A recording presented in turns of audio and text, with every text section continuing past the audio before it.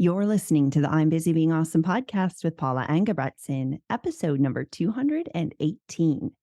Hey there, welcome back to the podcast. What's happening? How are you feeling? If you are listening to this episode in real time, it means that we have reached the end of September and the fall season is officially in full swing. And for many of us, that can feel a little bit like crunch time, both at work and at home. And in fact, it is this experience of crunch time that really inspired today's podcast episode. I recently had somebody reach out to me on Instagram asking about some strategies and some tips to help them stay organized at work when everything seems so incredibly busy. And, this is such a relatable question, isn't it? I mean, whether you're thinking about what's going on at work or at home during this fall season, activities usually ramp up. We're entering Q4. We just have a lot going on. Or looking at it through a slightly different lens, but also a related lens, a lot of us can get into this version of long-term waiting mode where we are either preparing for upcoming holidays, or maybe we know we have some bigger upcoming projects or reports or things that we need to do, but the deadline isn't super near yet. We know we'd benefit from doing something, from getting started on something, from doing part of the project or thinking about the holiday prep or whatever. But because of our time blindness, there's no real sense of urgency.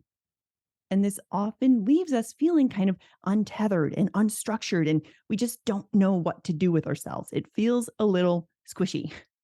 We're feeling super stressed, but we don't know what to focus on or where to put our energy. And so this fall time can be this time of discomfort around time generally, either because we are super busy with all the things going on, or we're in this kind of waiting mode, knowing we want to work on the long-term things, but not sure where to focus our attention. And if you can relate to any of this, you're absolutely in the right place today, because we are going to explore this listener's very question about how to stay organized at work when everything seems so busy. And what I'm sharing here today, even though I'm talking about at work, can also be applied to any other area of your life. And to share and explore this topic, I'm going to talk through 5 overarching strategies for you to consider. Now, before we dive into these 5, please, please, please gently remind your brain that it is not necessary to do all 5 of these at once. Okay, this is not all or nothing. You don't have to do all of them in order to see any kind of benefit. So as you listen, notice the suggestions that stand out the most to you. Notice the ones that really seem to resonate or have you thinking, you know what, that could be really helpful in this situation. Notice those moments and then lean into them. Okay, you can always come back to this podcast episode. It will be here waiting for you at any time, so you can continue implementing the other suggestions, but start with one. Because again, the process of building supports is a step-by-step process. So don't expect your brain to do it all at once. Take it one step at a time. Deal? Okay. The other thing that I want to mention before we dive into these 5 different strategies specifically is an overarching concept that I'm often playing with when it comes to getting organized and creating systems for both my clients and myself. And this concept focuses on the idea of friction, and more specifically, the removal of and the creation of friction. So when things feel especially challenging, or I'm having a hard time getting started on something or sticking with a routine or a project or a task or something, I'm often thinking to myself about removing friction. I'm asking myself questions like, where in my life would it be beneficial to remove some friction here? How can I streamline this process? How can I make this as smooth as possible? Where is it hard for me to do these things? How might I remove some of that friction to make it a little bit easier? And then on the flip side, when I notice that I am unintentionally letting time slip away, right? Maybe I'm falling down the rabbit hole of Instagram or whatever. That's when I ask myself, okay, where might it be helpful to create some additional friction? What are some of those distractions that do pull me down the rabbit hole? And how can I create additional friction that helps me pause just long enough to make an intentional choice? So, I offer this overarching framework for each of you to keep in mind as you listen to this episode. Whether you want to get yourself organized at work or you're using these 5 strategies to create a bit more structure at home, looking through the lens of friction first can be incredibly helpful. And if you want to take that concept further, I actually have an entire episode dedicated to creating and removing friction when it comes to establishing habits. And that is episode 159. I will link to it in the show notes if you want to check that out after this episode. Okay, so with all that, let's take a look at my 5 tips in no particular order to help you stay organized when life feels incredibly busy. So, tip number 1 is to keep your tasks and your projects consolidated in one place and review that list frequently.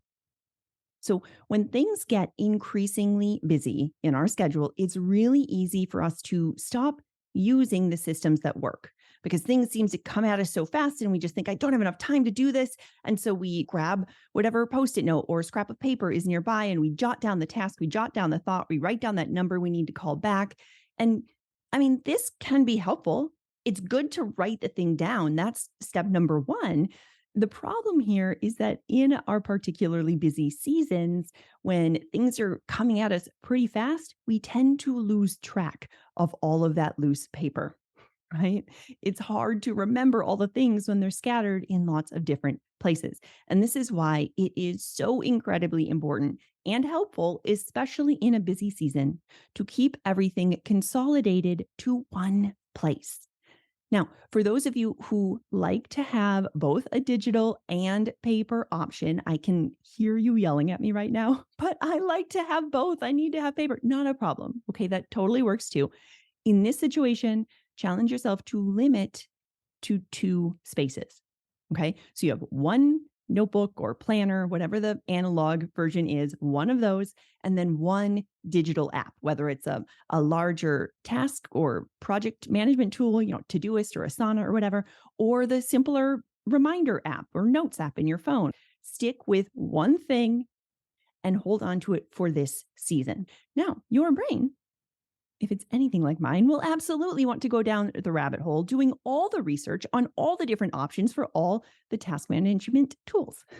It will tell you you need to find the best option. You need to find the right option for your unique situation. Please don't fall for this when your brain offers it. Please don't use your precious time during this busy season trying to decide which app to use. If you have an app that you know already works well for you, or it's worked in the past and you just stopped using it for whatever reason, but you know it worked, stick with it. Okay?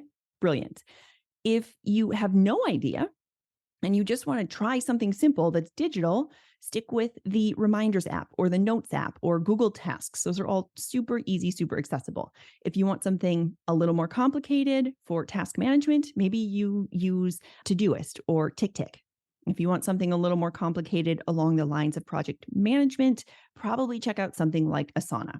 Okay, there you go. There are some options, but seriously, put a container of time around this search, no more than 30 minutes, and choose one. The most important thing here is that you have one consolidated place to store your tasks and reminders. And the easier it is for you to access, the more often you will access it, right? The easier it is to actually use the system, the more often you're going to use the system. Now, I will be the first to admit that it can be super fun to set up a really complex system with all the labels and sections and color coded and all the things. I love that. But also, I will be the first to admit that the more complicated the system, the less likely I am to use it in the long term. And if it's too complex to use, if it requires too much executive function, especially late at night when I just don't have it in me, I'm definitely not going to use it. So choose something, whether it's analog, like a notebook or something, or digital, or if you want one of each, great, whatever works best for you, but choose one thing for this season and use it to store all of your tasks and reminders. I like to have a digital option because most of us treat our phones like an additional limb and we don't go anywhere without it. And again, I also like paper, so I tend to use my planner as well. Whatever works best for you is great, but make sure it's stored in one or two, if you're using a digital and paper, place, and then return to it often. Okay. Tip number 2, give your brain direction with a startup ritual or a morning routine. Now, this tip may feel a little bit loaded for those of you who have a lot of thoughts about morning routines. If you have struggled with creating them or sticking to them in the past, if you have a lot of judgment of yourself for not having a quote unquote good morning routine or whatever, notice that. Okay. Notice if you have any feelings of resistance or urgency around this suggestion. Again, so many of us believe that we need to have this long, elaborate morning routine to be quote unquote successful. We need to get up at 5 and do the top 5 things the most successful people do before 5 or like whatever. That doesn't even make sense, but it's just not true. Okay. With that being said, it can be helpful to have some kind of structure, some kind of routine or startup ritual in the morning that helps ground us in what we're focused on for the day when we're having a very busy season. And as always, this routine or this startup ritual, it can be as simple or as complex as you want it to be, as long as it's supportive and doable for you and it helps you reach your specific goals. So, as humans generally, and then as people with ADHD and ADHD tendencies more specifically, most of us do thrive on some level of structure or routine. Now, as I often say on the podcast, it's going to be a different level of structure or different level of routine for each person. Not everybody thrives on following the exact same rigid steps every single day, right? But some form of structure is really key for most brains. And the reason why I love morning routines or startup rituals for the ADHD brain specifically is that they remove so much guesswork and the need for unnecessary decision making. Because when we have a simple routine established, we've essentially decided ahead of time where we want to focus our attention. And because of this, we don't have to use the unnecessary energy to make those decisions each day. Instead, we get to focus all of our energy and our attention on actually doing the thing, which is extra important during a particularly busy season. So, what might this look like? What might a simple routine or startup ritual look like? Well, if we're thinking about getting organized at work, maybe you have a startup ritual that helps you kind of build momentum as you gear up for your deep work that morning. Maybe you like to do your deep work in the morning. So maybe once you get into the office, you sit down at your desk, start up your computer. And as you're doing that, you sip your coffee and you look at the top 3 things you want to accomplish that day. From there, you set a timer for 10 or 15 minutes where you review your task list and then you check your email for any urgent messages that have come in that require an immediate response. And you also know you have a designated email time in about 3 hours. So anything that doesn't need to be responded to urgently and that you could respond to in 3 hours from now can wait. Okay. And then when that timer goes off in 10 or 15 minutes, it's a signal to your brain to start that first task, that first of your top 3 that you identified the night before. And then if you're feeling some resistance to getting started on that task, maybe you do a little bit of self-coaching to better understand what's going on and what specific supports your brain needs to help you lean in and get started, right? Maybe that's what your startup ritual looks like. All right. So now we're at tip number 3, which is to create and use workflows for your repetitive tasks. So keeping with the theme of reducing the need for unnecessary decision-making and offloading all of these high demands on our executive functions, what we can do with tip number 3 is create workflows for those tasks that you find yourself doing over and over. Now, I'm not going to lie, this is a process that kind of took me a while to genuinely get on board with and really appreciate. At first, it kind of just seemed like busy work. Why do I need to write out all the steps? I know what I need to do. And I thought to myself, I know how this works. Why do I need to write it out step by step? What's the point? Well, let me tell you, my friends, the answer is that it reduces so much unnecessary demand on our executive functions. I'm telling you, it is a game changer because you don't have to pull up the steps in your mind. They're literally written there for you. So you can just follow the steps and keep all of your attention and energy focused on doing that. So, again, more specifically, a workflow is essentially a sequence of tasks that you follow in order to complete something from start to finish. And by knowing each step required in the process and having it written directly in front of you, you not only reduce that chance of missing the tiny details, which, let's be honest, happens more than we'd like to admit, but also your brain doesn't have to work as hard recalling all those small steps. The process of breaking down projects into these smaller steps and sequencing them out in the right order is super demanding for an ADHD brain. And when we don't use a workflow, we're making ourselves do it over and over and over. And that's so draining on our energy and our attention. No, thank you. But when we can turn these tasks into a workflow, we remove that friction and we make the process so much easier for our brains. And when things seem, again, especially busy at work or in our day to day lives, having this additional energy in the tank makes a big difference. What's more, I know I tend to miss steps more easily when things are really busy and I have a lot on my radar, and bringing in that workflow, again, helps ensure we don't miss those steps either.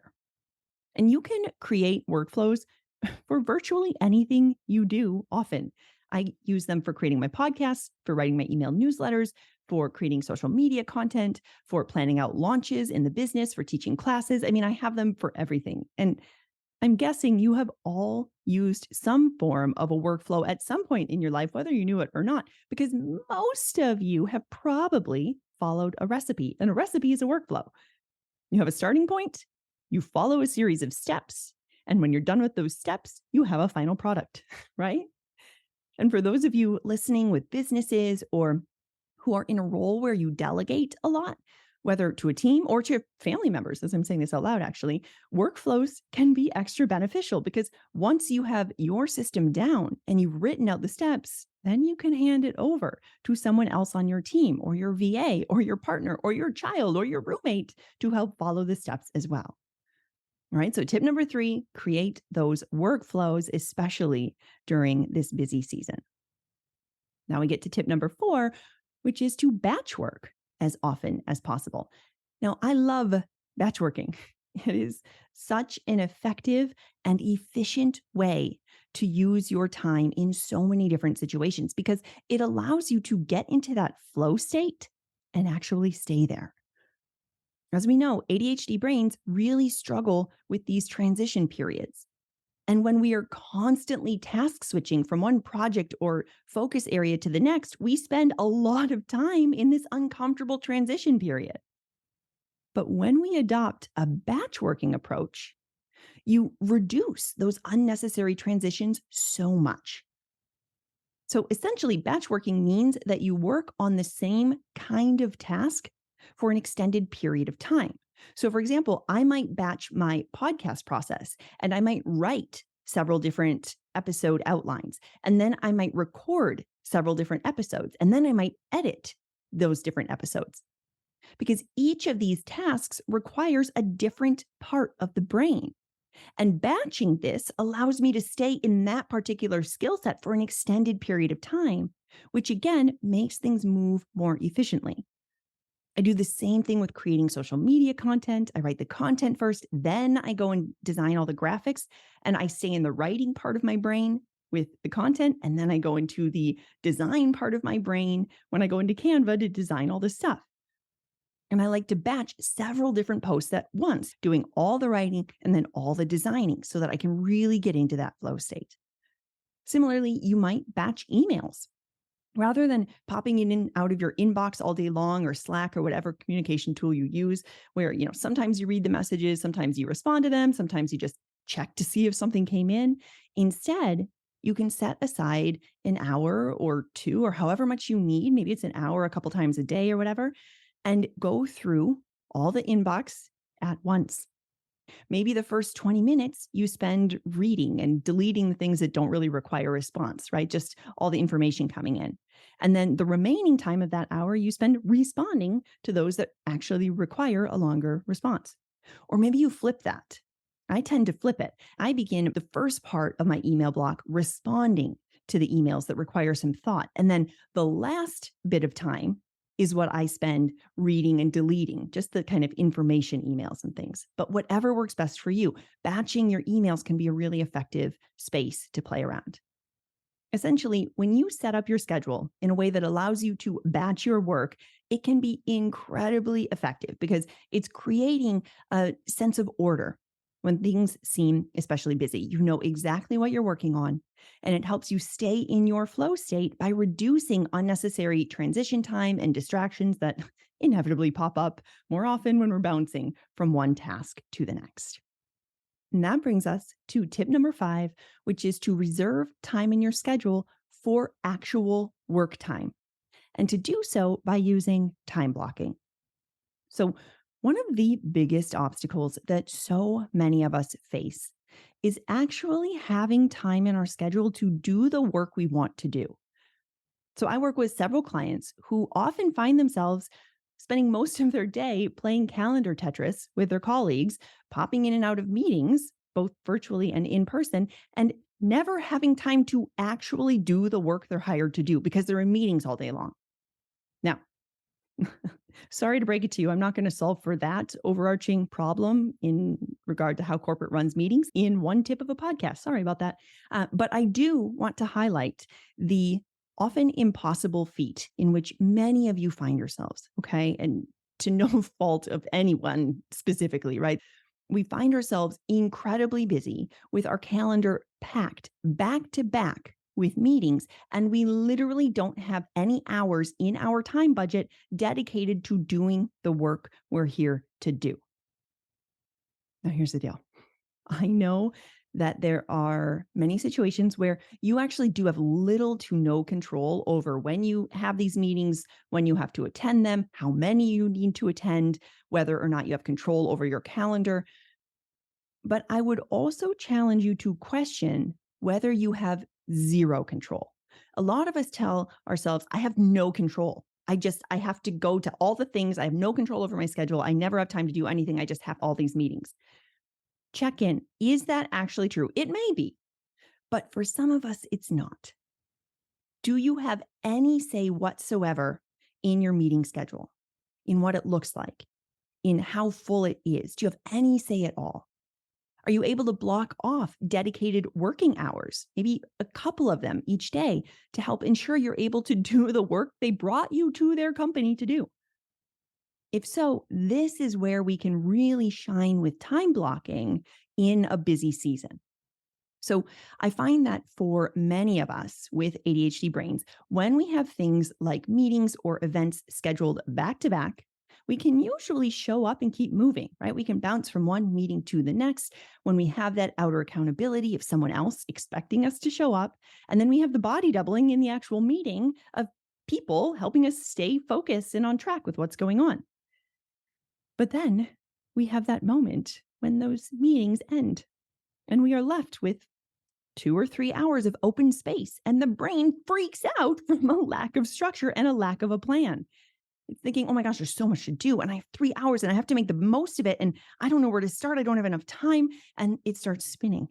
Or maybe it starts procrastinating if it's like my brain, because procrastinating, doing things like checking emails or organizing your desk or going to fold a load of laundry, that's familiar and it feels busy. So the brain wants to lean into that rather than slowing down and figuring out the next step.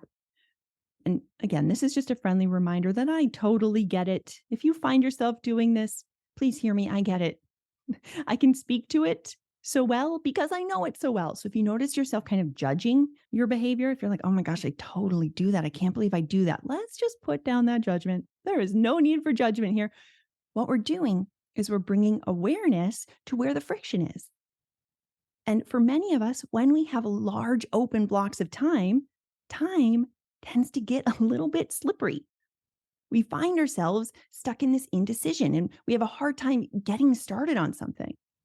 And again, this is where time blocking can really shine. Let's say you decide that you're going to set aside the hours from 9 until 11 to do your own work.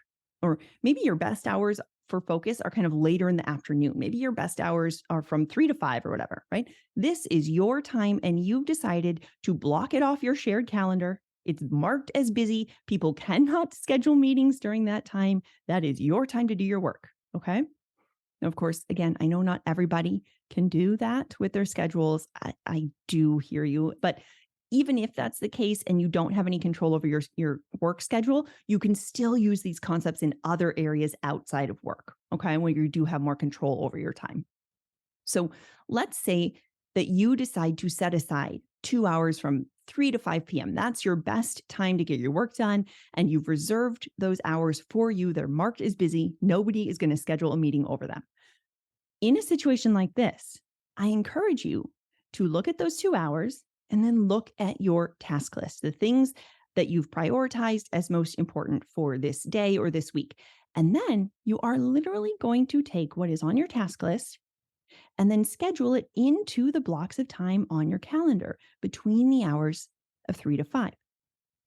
Maybe you have to send off an expense report and answer 5 or 6 quick emails, 2 to 3 sentences or something. And so you schedule the expense report from 3 to 3:30 and then the emails from 3:34.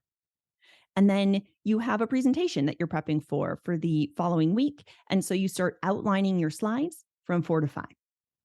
That might be how you time blocked your schedule.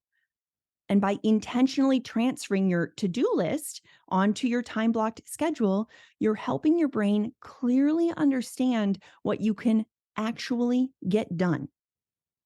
So many of us look at our endless to-do list that has 6 months worth of work on it, and we expect ourselves to get everything done in 2 hours because we don't really slow down to know how much we can get done. Or worse, we tell ourselves, well, I did have a full day of meetings with no work time, but I should have gotten all the work done.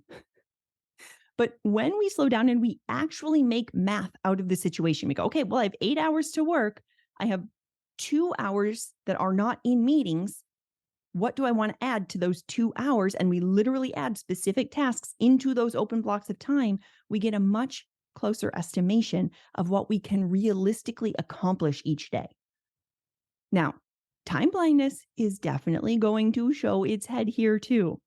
If you have not practiced time blocking very often, or maybe you're trying something new that you've never done before, you've never timed it before, you are likely going to grossly underestimate how much time you need to complete the task. That is not a problem. That is, again, part of the process. This is how we iterate and learn, right? You're going to totally underestimate, it'll be wrong. And you go, oh, turns out it takes 4 times as long. Good to know for next time I schedule. In fact, I have a process that I work through step by step with my clients on this very topic to help them actually realize how much time they need to do the things they want to do each day and each week, right? Are they sticking to their time budget or are they overestimating? Now, I have 2 other quick points I want to make about time blocking generally. All right. First of all, if you have more flexibility over your schedule, if your day isn't filled with back-to-back meetings and you do have more space, you're not vying for every hour of your time, you can expand this practice of time blocking that I shared for those 2 hours and expand it throughout the day. Or maybe you just time block your mornings or your afternoons. Okay. Now, with that in mind, it's also important to note that not everybody wants or needs that rigid level of structure. Again, one of the things that I work on a lot with my clients is helping them uncover what level of structure is the most supportive for their brains. Because some brains do really well with that high level of structure. Some prefer a medium level. Some prefer a lower level of structure. They're all amazing for different brains. So what we want to do is look at what level of structure might be best for them and their unique situation. And you can do the same. So if you find yourself kind of resisting this higher level of structure when you're scheduling out each task and you don't want to be putting it into each hour of every block and things, that's not a problem whatsoever. You're not doing it wrong. There is definitely wiggle room here in regard to finding the best level of structure and support for each of the different brains and what each brain requires to stay on top of the things that matter the most to them, right? It's going to vary. Now, with that said, in a particularly busy season of life, remember this, we're talking about a really busy season when we're trying to stay organized, trying to stay on top of things. When your time budget seems stretched extra thin, you may want to start on the higher end of structure first, and then allow yourself to kind of loosen up if it works better for you. Let me give you an analogy that might put that into context. So, I like to think of it like a financial budget during a season when you might be spending more money than usual. So you may want to start out with a little bit more awareness of where you are spending your money and what your spending patterns are and where you tend to spend the most money. And then once you have that awareness and you understand your spending patterns and you feel comfortable with what you found and where the money is going, knowing you have enough to cover what you want to do, you may decide, I don't think I need to check my accounts so frequently anymore. Or I maybe don't need to account for every single dollar in my budget software. And if that works for you, amazing. And then others will find that they love to have a real strong understanding of where every dollar is going regardless. And so they choose to maintain that strict level of adherence to their financial budget. Both approaches are fantastic as long as they're getting you the results you want. And the same is true with your time budget. Okay. So if you have more open stretches of time, I encourage you to play around with time blocking and the different levels of structure that feel most supportive for you. And if you do want to do it with my I'm Busy Being Awesome planning approach, you can actually purchase the physical planner. I have it available. And once it arrives at your house in the mail, you get access to a free course that walks you step by step through all of my planning approach. And so if you want to check out that planner, you can head to the link in the show notes as well, or you can head to I'mBusyBeingAwesome.com/planning system, all one word, and it'll take you there as well. All right. So that was key point number one under the time blocking approach, is that you can expand it should you want to, if you have more flexibility in your schedule and you want to experiment with the different levels of structure. The second key point I want to drive home here about time blocking is to make sure you block off a chunk of time for all of that admin work that you tell yourself you can fit in the cracks. Because the truth is we don't. And if we do try and just fit everything in the cracks, those cracks get incredibly large, right? And they stretch from 1 minute to 30 minutes. And then we throw off our plan and the brain freaks out in overwhelm, right? So don't forget to schedule things like responding to emails, checking your Slack messages, or however you communicate with your team, eating lunch, walking to and from meetings if you are in person and you have a bigger building or something. I remember when I was still in academia and we'd have meetings in different buildings on campus. I mean, it could be a 15-minute walk from one end to the other. And that's not including needing to gather up my books or notebook or whatever and putting on my coat in the winter to grab the things. And I mean, if I didn't allow time for that transition, I could be 30 minutes late.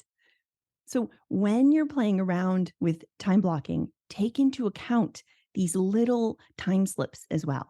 And again, you're probably going to miss them the first few times you do this. It's not a problem. So don't let your brain tell you you're doing it wrong or that you're bad at time blocking. You're not. This is just how it works for everybody when we're starting out. In fact, when you're willing to learn from what worked and what didn't, when you're willing to look at, oh, that didn't go to plan at all, and we do it through the lens of curiosity and non-judgment, that's actually when you're able to assess and make adjustments and then more accurately create a schedule the next time. All right, there you have it. These are my top 5 tips for staying organized when life gets particularly busy. We started first by looking through the overarching lens of friction, and we asked ourselves, where might I remove the friction to make things easier? And how could I create friction to interrupt things that might be throwing me off track? For example, by creating workflows, we helped remove the friction of needing to think of all the steps. And then by blocking off your shared calendar as busy for your dedicated work time, you're creating friction for other people so they can't interrupt your designated focus block. Now, after talking about friction, we then dove into our 5 key strategies. Number 1 is to keep your tasks and projects consolidated in one place and review it often. And if you prefer both digital and analog, no problem, just limit yourself to one each. Number 2, give your brain clear direction in the morning with either a morning routine or a startup ritual. Again, these terms can be used interchangeably, though I tend to think of a startup ritual as something that's quite a bit shorter, where the routine might be a little more complex. Number 3, create and use workflows for your repetitive tasks to help you both reduce unnecessary demand on your executive function and reduce the opportunity for those small mistakes. Number 4, batch work as often as possible. If your schedule allows for it, do these like tasks at the same time, allowing your brain to get into flow state rather than staying in that constant transition, switching from one thing to the next.